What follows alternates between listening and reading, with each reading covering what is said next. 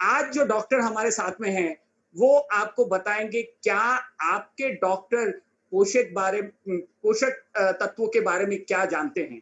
और वही गैर समझ और कम समझ की जो मैंने बात किया, उनको सॉल्यूशन देने में, उस पे पर्दा उठाने में हम इनवाइट करेंगे डॉक्टर सुनीत नवाले जी, जिनका 25 साल का एक्सपीरियंस है, फिजिशियन कंसल्टेंट है और उनका special interest in preventive health है। तो वापिस से तालियों के गड़गड़ाहट के साथ हम लोग बुलाना चाहेंगे doctor Sunit Navale on digital screen.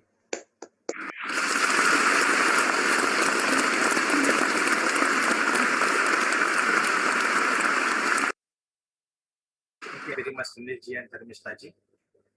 आज मैं बताने जा रहा हूँ, बात करने जा रहा हूँ, वो है न्यूट्रिशनल मेडिसिन। न्यूट्रिशनल मेडिसिन का अर्थ ये होता है कि it's a study of nutrients and supplements and using them for health and wellness.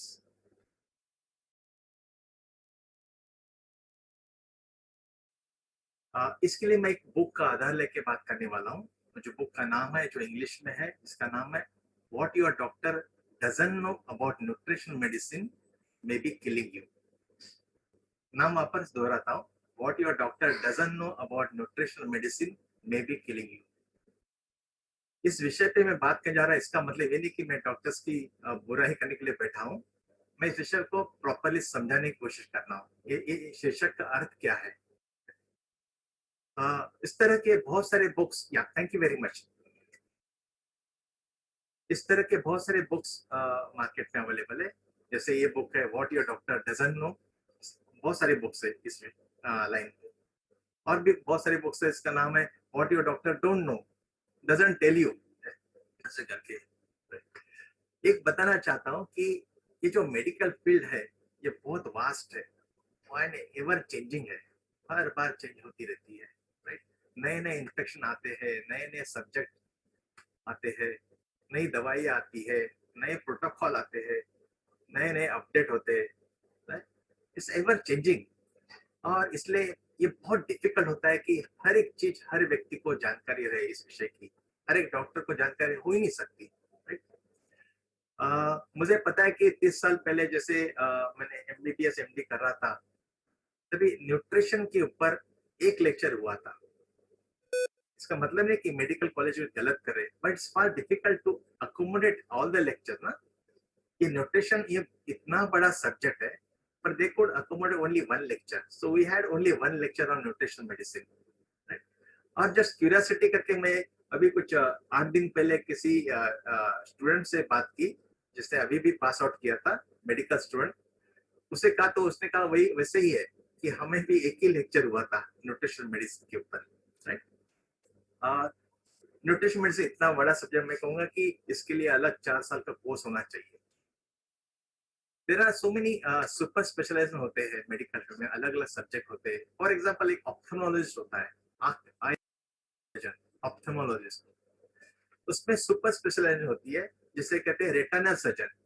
ये आंख के डॉक्टर सिर्फ रेटिना देखते हैं, सब कुछ नहीं देखते, खाली रेटिना देखते हैं।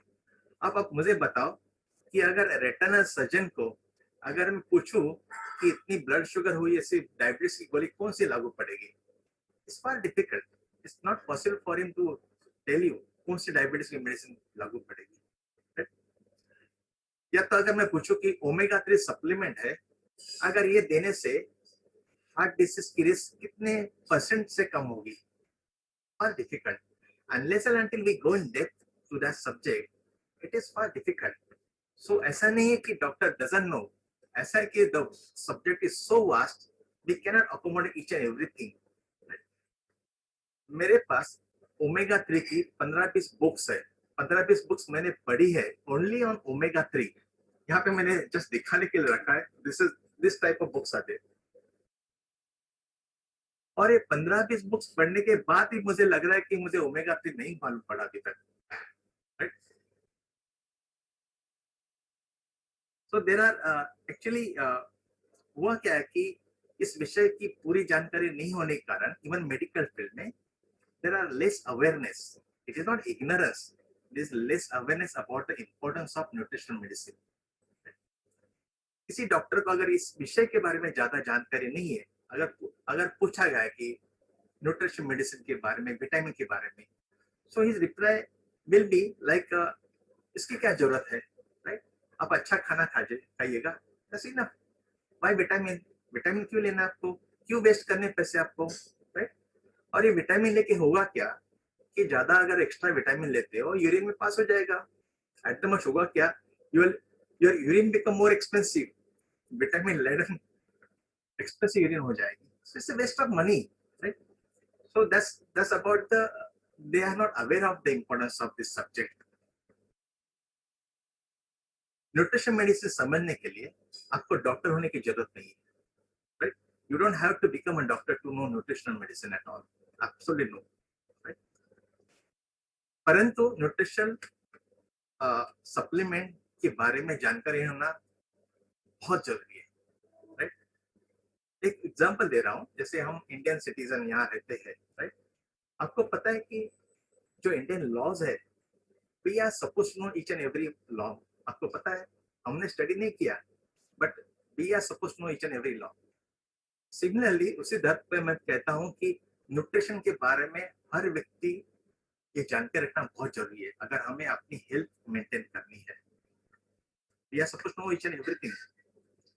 इसके बारे में एक बुक मैंने पढ़ा था लॉन्ग बैक, इसका नाम है anatomy of illness. Normal cousins करके ऑथर है, जो एक एंकिलोजिंग स्पॉन्डिलाइटिस करके बीमारी है स्पाइन की, उससे पीड़ित थे और भर्ती हुए थे। बहुत सारी दवाइयाँ हुई, बहुत सारे डॉक्टर देख लिए, बहुत सारे डॉक्टर ने एक्सपेरिमेंट किए उनके ऊपर, ये लो, ये करो ना, ये टेस्ट करो, वो टेस्ट करो, ये दवाई ले, ये वाले। एंड इतना बेचारा ये नॉर्मल कजिन इतने फ्रस्ट्रेट हो गए, he decided that he should know what the disease is, और उन्होंने उस डिसीज के बारे में सोचना चालू किया, पढ़ना चालू किया, एंड ही फाउंड समथिंग कि ये काम करेगा, एंड ही सेड कि मुझे ये दीजिएगा। उनके जो डॉक्टर जो मित्र थे, उन्होंने कहा मुझे विटामिन सी सलाइन में डाल के दीजिएगा, and surprisingly he got complete relief out of that. So उस बुक में वो लिखते हैं कि every person should accept certain measures and responsibility to your sickness. अपना सिकनेस, अपनी बीमारी के बारे में रिस्पॉन्सिबिलिटी आपकी है। You cannot depend on doctor. Doctor will definitely आपको सलाह देंगे, पर ये आपकी रिस्पॉन्सिबिलिटी है इस बीमारी के बारे में जानना, इस न्यूट्रिशन के बारे में जानना। तो ये जो बुक का टाइटल है, ये ऐसा नहीं होना चाहिए। जो टाइटल है what your doctor doesn't know about nutrition medicine may be killing you, ये टाइटल नहीं होना चाहिए। मुझे लगता है टाइटल ऐसा होना चाहिए कि what you don't know about nutrition medicine may be killing you, ये टाइटल होना चाहिए। दैट इज प्रॉपर टाइटल, ऐसा मुझे लगता है। इस बुक में इसके ऑथर है डॉक्टर रे स्ट्रैंड, एक खुद डॉक्टर है, ये किसी सप्लीमेंट भी बिलीव नहीं करते थे, राइट? उनका भी कहना था कि इट्स नॉट इम्पोर्टेंट। परंतु जब उनकी वाइफ एलिजाबेथ, इनको जब बीमारी हुई, उसका नाम है फाइब्रोमाइल्जिया, इस बीमारी में वैसे ही हुआ कि बहुत सारे एक्सपेरिमेंट होने चालू हो गए, कुछ रिलीफ नहीं मिल रहा था। ये दवा दी, वो घर पे डॉक्टर होने के बावजूद भी, अलग अलग दवा देने के बाद, अलग अलग सलाह लेने के बाद भी कुछ रिलीफ नहीं मिल रहा था। फाइनली कोई तो फ्रेंड, उन्होंने कोई सलाह दी कि एक सप्लीमेंट आप ट्राई क्यों नहीं करते। तो उन्होंने कहा ठीक है, एक बार ट्राई तो करते। और सप्लीमेंट देने के बाद हिज वाइफ कंप्लीटली रिकवर हो गई फाइब्रोमाइल्जिया से। इन्हें समझा नहीं ऐसे कैसे हो सकता है, ये ऑल्सो गॉट सरप्राइज, पर उनका विश्वास नहीं रहा इस बात पे। उन्होंने क्या किया कि उनकी जो 20-30 साल की जो प्रैक्टिस थी, उसमें इसी बीमारी के कुछ पेशेंट थे, कुछ 5 पेशेंट उन्होंने सिलेक्ट किए और सेम सप्लीमेंट उन पेशेंट को भी दे दी। हाँ, सरप्राइजिंगली सारे पेशेंट नॉर्मल हो गए, right? And then he decided कि this is the treatment one should know about it. उन्होंने फिर अलग अलग प्रकार के पेशेंट्स को न्यूट्रिशन सप्लीमेंट देना चालू किया, राइट? कुछ पेशेंट उस बुक में कहते हैं कि मल्टीपल स्क्लेरोसिस के बहुत ही डेंजरस बीमारी है, राइट? जो मरीज जो व्हील चेयर पे था वो चलने लगा, just with the help of supplements, nutrition supplement. एक कार्डियोमायोपैथी करके बीमारी जिसमें हार्ट बड़ा होता है साइज से और हार्ट फेलियर होता है, उसकी कोई ट्रीटमेंट ही नहीं है, और जिसे कहा गया है कि हार्ट ट्रांसप्लांट की जरूरत है, वो अवॉइड किया गया। कैंसर के बहुत सारे पेशेंट रेमिशन में गए, राइट। मैक्युलर डिजनरेशन होता है आंख में, एक सर्टेन लेवल के बाद उसकी कोई ट्रीटमेंट नहीं है, रोशनी चली जाती है, तो उन्हें रोशनी मिल गई with the help of supplement.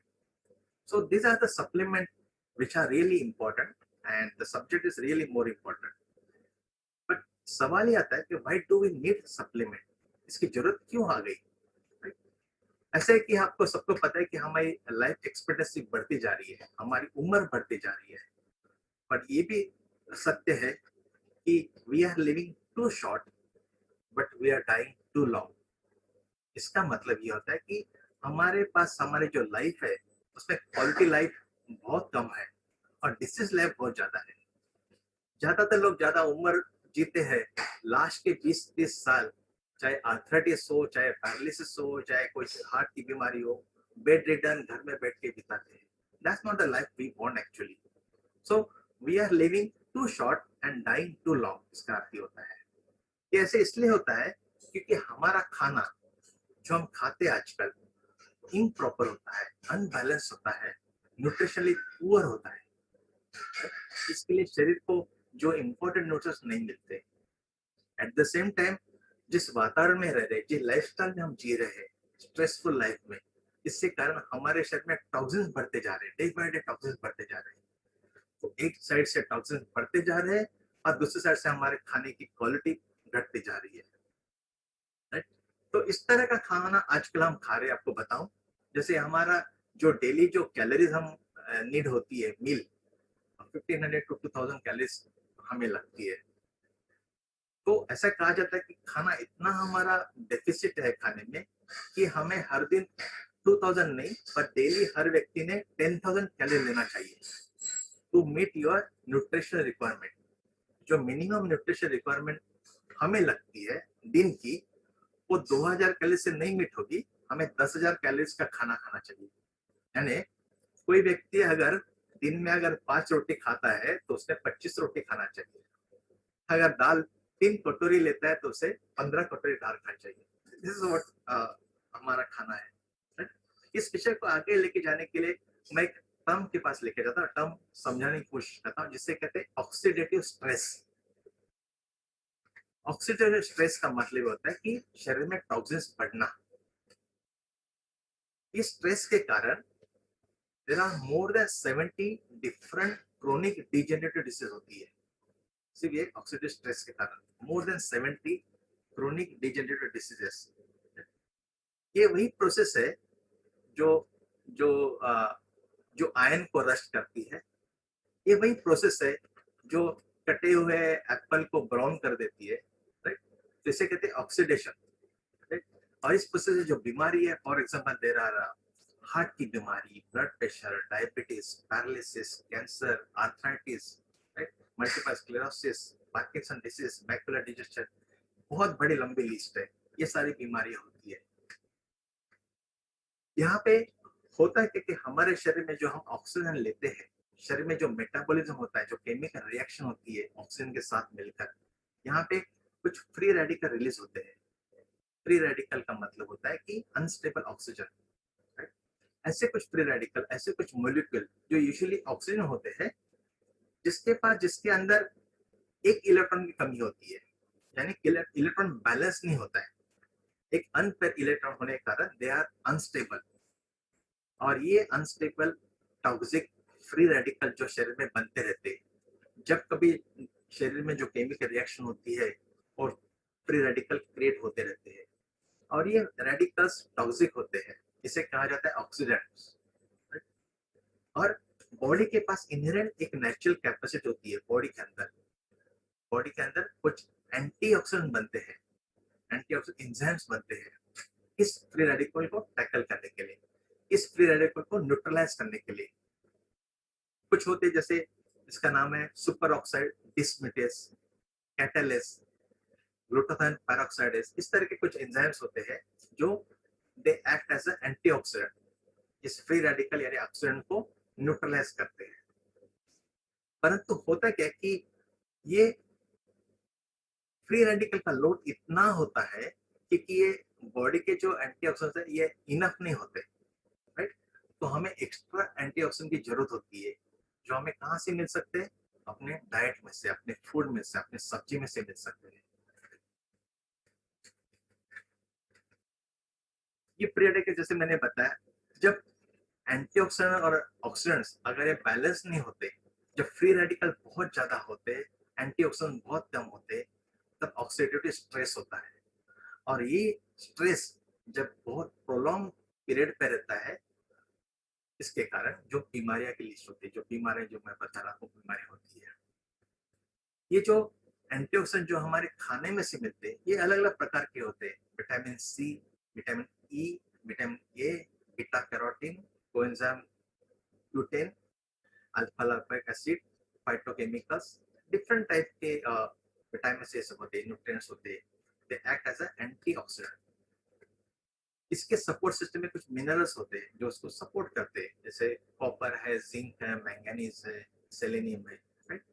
और ये इसलिए मैं मेंशन कर रहा हूँ कि कोई एक न्यूट्रिएंट काम नहीं करता है, दे ऑल वर्क टुगेदर, एक दूसरे को सपोर्ट करता है, अलग अलग कंपार्टमेंट में काम करता है। So our body needs all this nutrients together. ये जो फ्री रेडिकल जो शरीर में बनते हैं, ये फ्री रेडिकल जो बनते हैं, ये कांस्टेंट एक लेवल का नहीं होता है, कभी बहुत ज्यादा बनते हैं, कभी कम बनते हैं ना, it's always up and down. But body has to tackle every time, body को रेडी रहना पड़ता है हर बार। अगर ज्यादा फ्री रेडिकल आते तो ज्यादा एंटीऑक्सीडेंट होने चाहिए, राइट? तो ये कैसे होता है, ये क्यों होता है?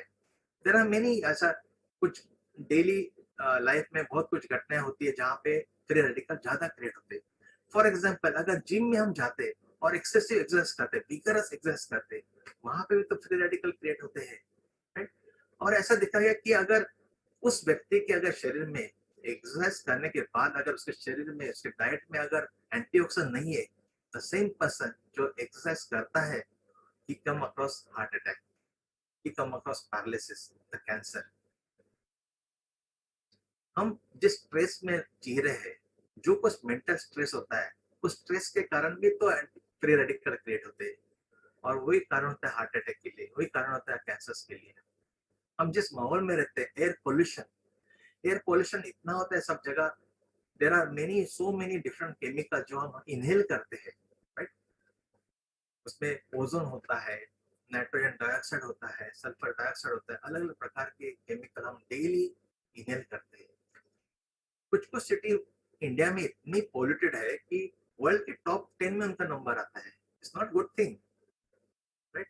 आपने एक्सपीरियंस भी किया है, कुछ पॉल्यूटेड जगह पे आप जाते हो, you can see the pollution by your eyes, you can smell the pollution when you breathe. और ऐसा दिन लंबा नहीं है कि कुछ दिन के बाद उस पोल्यूटेड एयर को आप टेस्ट भी कर पाओगे, राइट? ये दिन आने वाला है। सिगरेट स्मोकिंग, सिगरेट में इतने सारे टॉक्सिन्स रिलीज होते हैं, राइट? और cigarette is one of the most dangerous habit. जितने सारे बैड हैबिट्स है, द टॉप बैड हैबिट में सिगरेट का नाम है।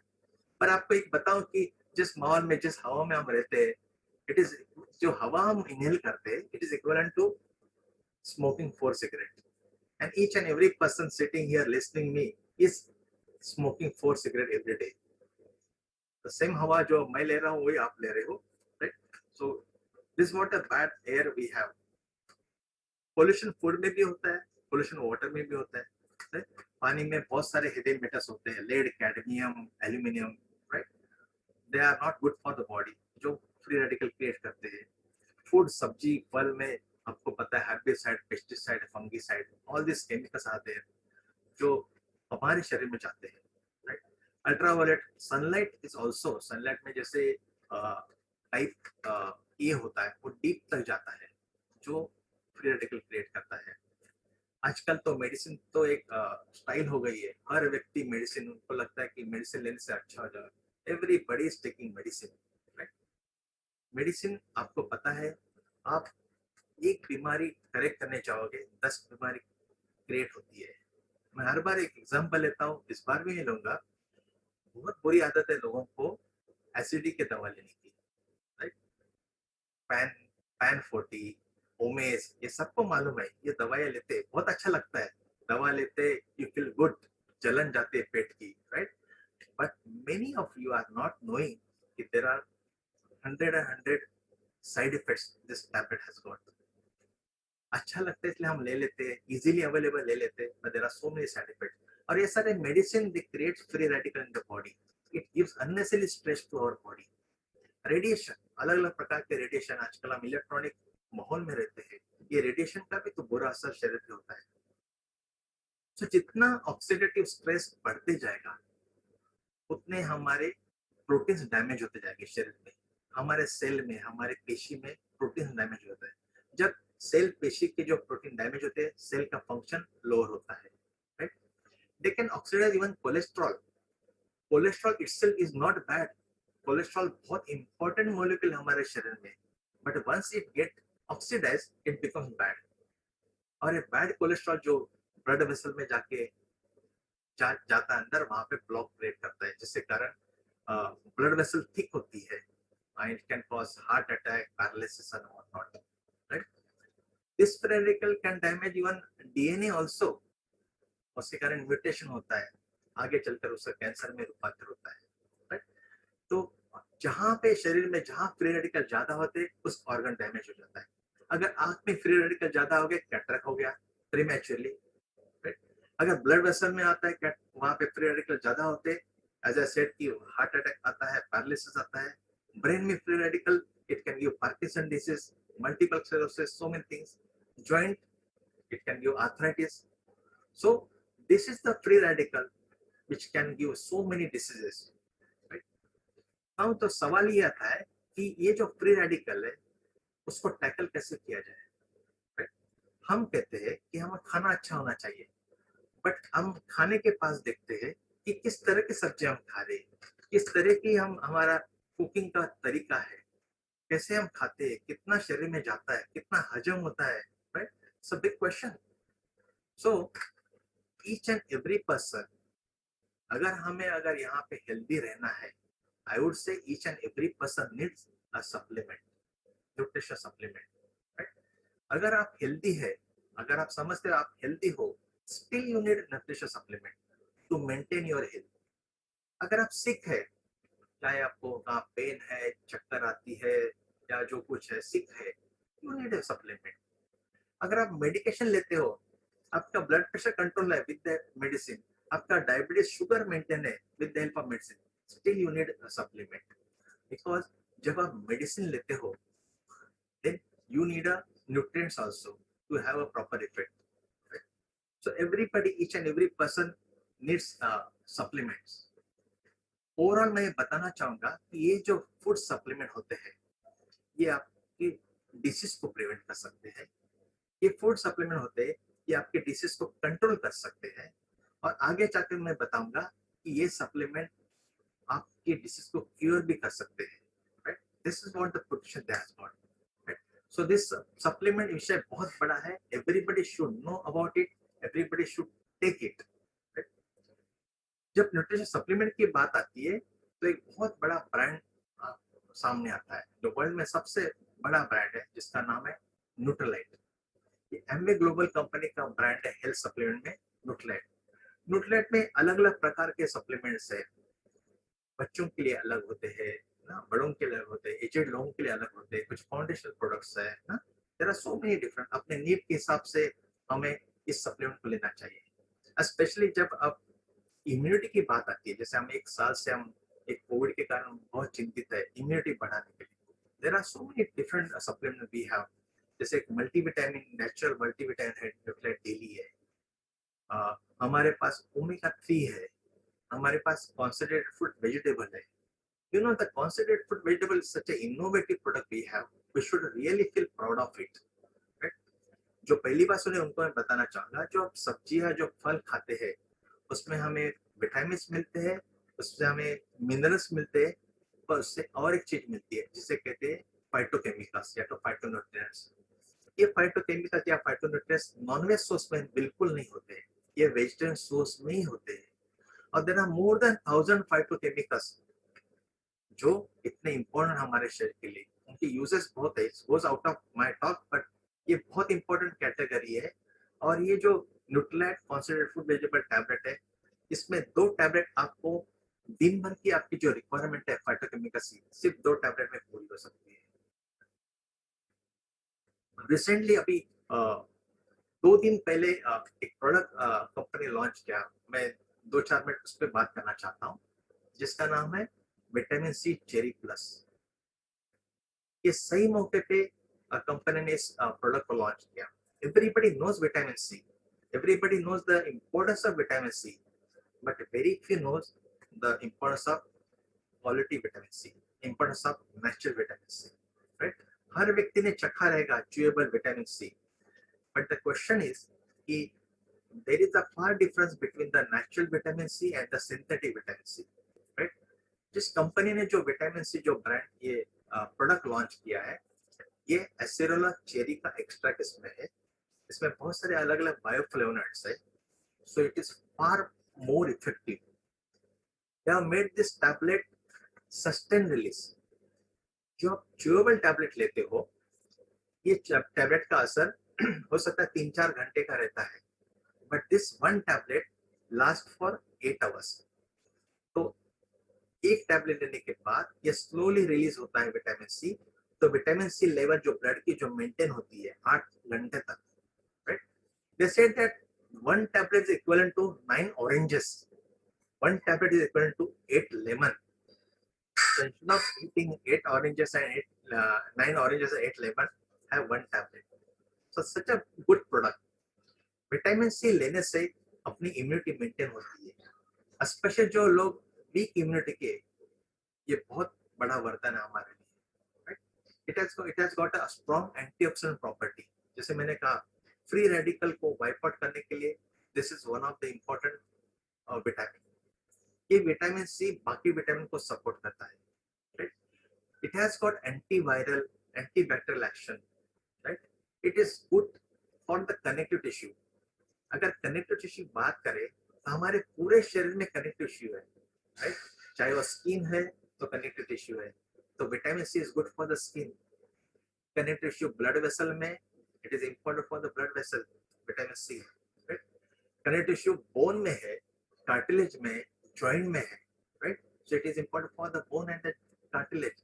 तो ये जो प्रोडक्ट लॉन्च किया है, इस रियली बेस्ट प्रोडक्ट आउट से इस माहौल में, जो अपनी इम्यूनिटी को मेंटेन करेगा, हमारे एंटीऑक्सीडेंट को सपोर्ट करेगा, right? And this product will keep us healthy. There are many other products as I said, but overall I would say कि whoever we are, we should take nutrition supplement. Thank you for listening. वाह वाह वाह वाह वाह, एक जोरदार clap हो जाए, इतनी सारी इंफॉर्मेशन दिया है डॉक्टर साहब।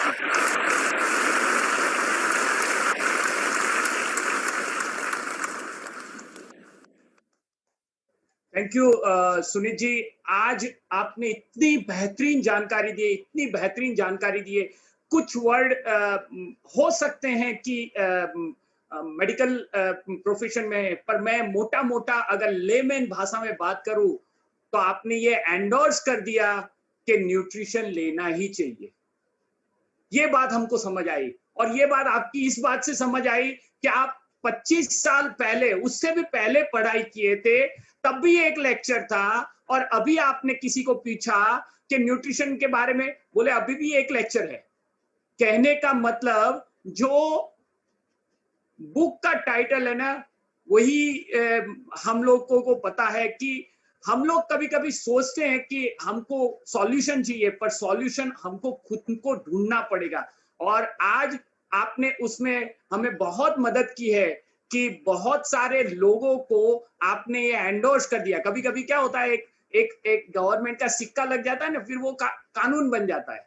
वैसे ही आज आपके एंडोर्समेंट से ये बात हम लोग सब जान जाएंगे कि न्यूट्रिशन कितना इंपॉर्टेंट है हमारे लाइफ में।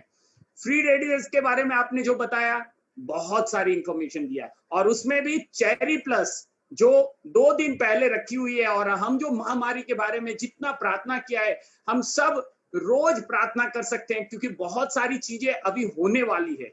आने वाले 2 महीना शायद बहुत डिफिकल्ट हो सकते हैं।